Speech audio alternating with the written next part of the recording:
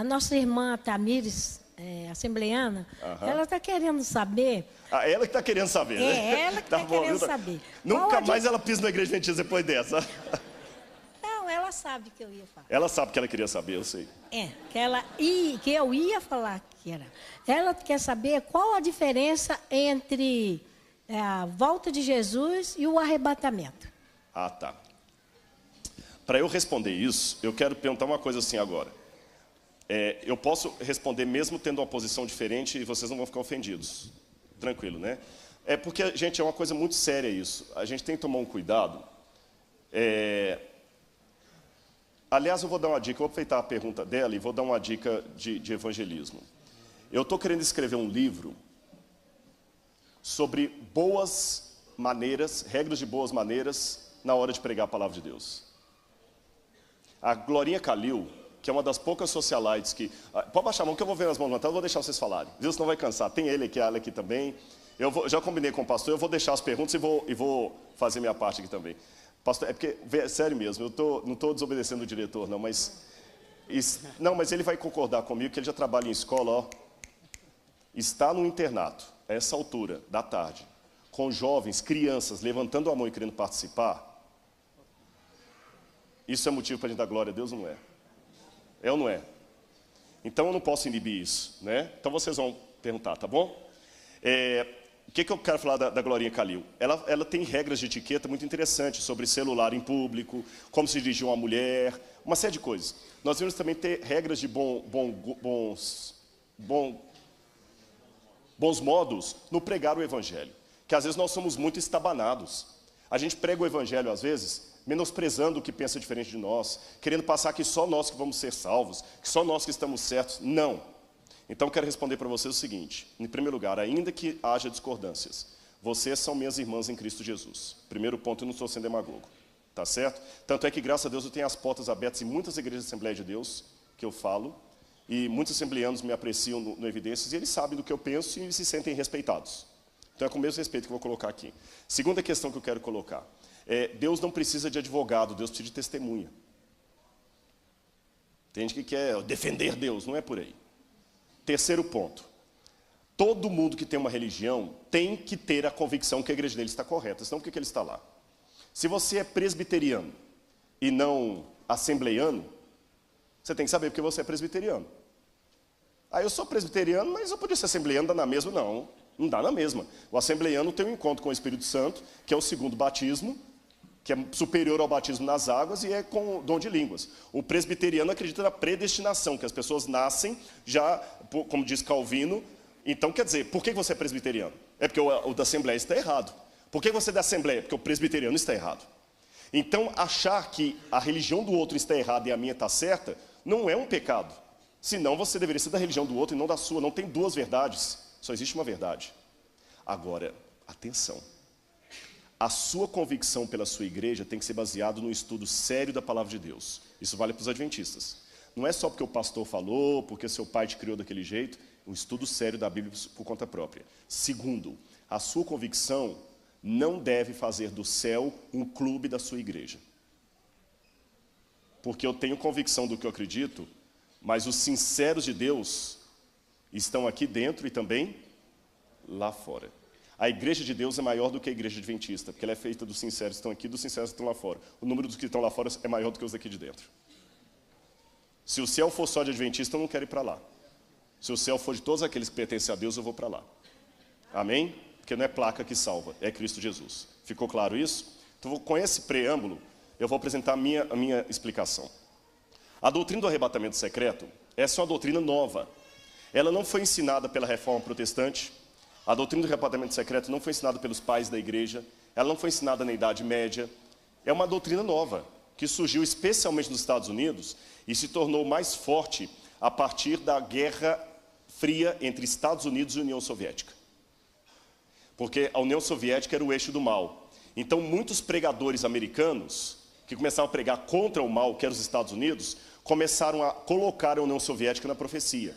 E o anticristo agora deixou de ser interpretado como era por Lutero, por Calvino, por Wycliffe, por os pioneiros da Reforma, e começou a interpretar agora o anticristo como sendo a União Soviética. E o anticristo como sendo um ateu que na União Soviética vai se juntar com a China e no lugar que é Meguido vão fazer um exército para vir contra os que estarão a favor de Israel. E a igreja vai ser tirada da terra através de um arrebatamento. E há algumas passagens que se usam para isso. Uma das principais passagens que se usam é essa aqui, olha. Abra a Bíblia comigo em Mateus capítulo 24. Mateus capítulo 24. Assim, e mais uma vez, para explicar para quem não saiba, o arrebatamento secreto tem autores como Mateus capítulo 24, daqui a pouco eu vou ler o texto para vocês. 24, verso 40 em diante, tá bom?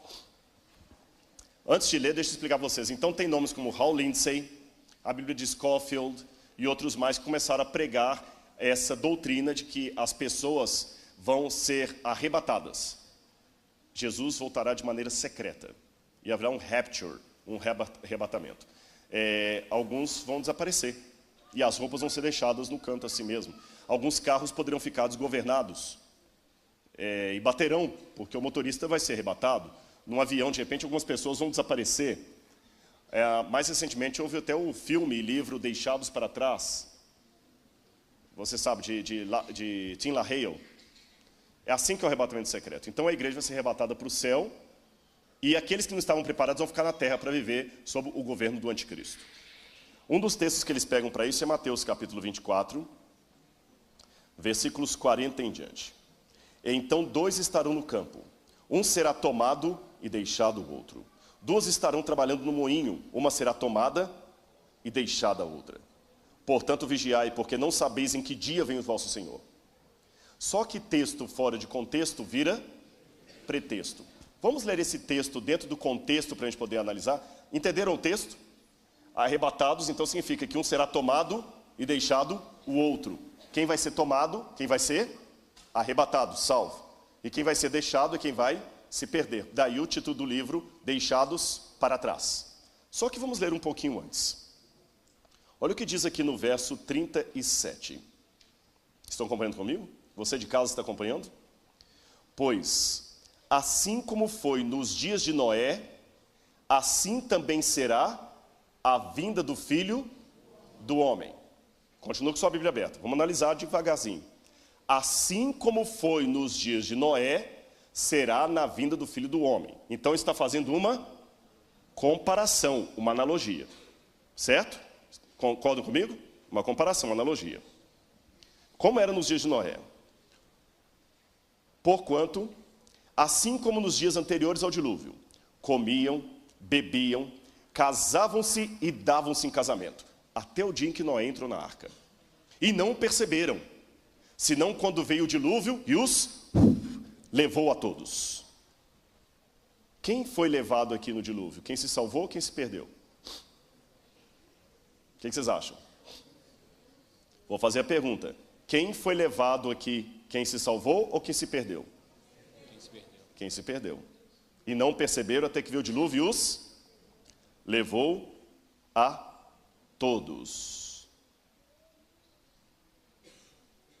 Até que e não perceberam, então quando veio o dilúvio os levou a todos.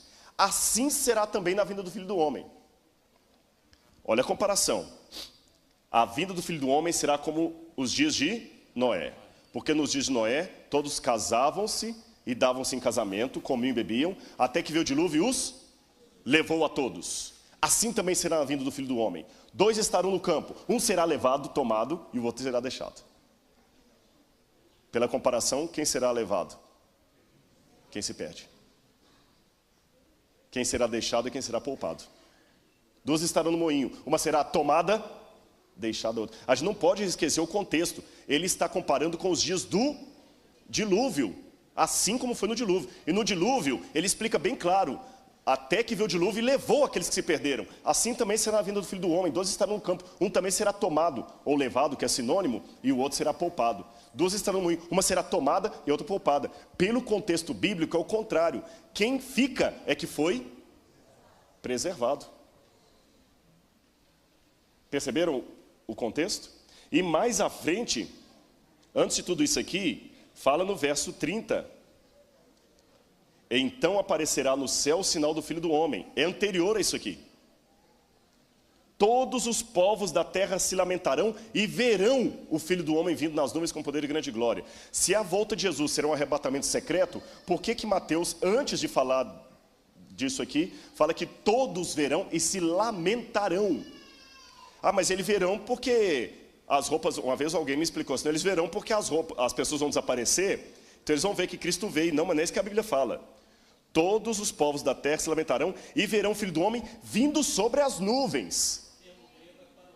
Parousia, vinda gloriosa. A chegada de uma cidade, exatamente. Não é perceber que ele veio, as pessoas ficavam em parada, vendo para o governador chegar, a parousia tuteu, a parousia tuquiriu, a parousia do Senhor. Então é uma vinda gloriosa e não necessariamente algo secreto. Assim que eu interpreto, então. Tá certo? Mas como eu disse, no essencial unidade, no não essencial diversidade, mas em tudo caridade. Repito, eu tenho uma visão teológica diferente, mas não um amor diferente pelos meus irmãos pentecostais, que são pessoas que eu acredito na sinceridade deles, e eu prefiro às vezes a oração de um pentecostal fervoroso a de um adventista. Percebeu, né? Que às vezes tem um irmão pentecostal que acredita em algo que eu não acredito, mas ele é tão sincero na oração dele, que eu prefiro a oração dele às vezes de algum irmão que acredita no sábado como eu, mas é do curso livre. Respondido? Obrigado. E desculpa a brincadeira dela ali, só para descontar.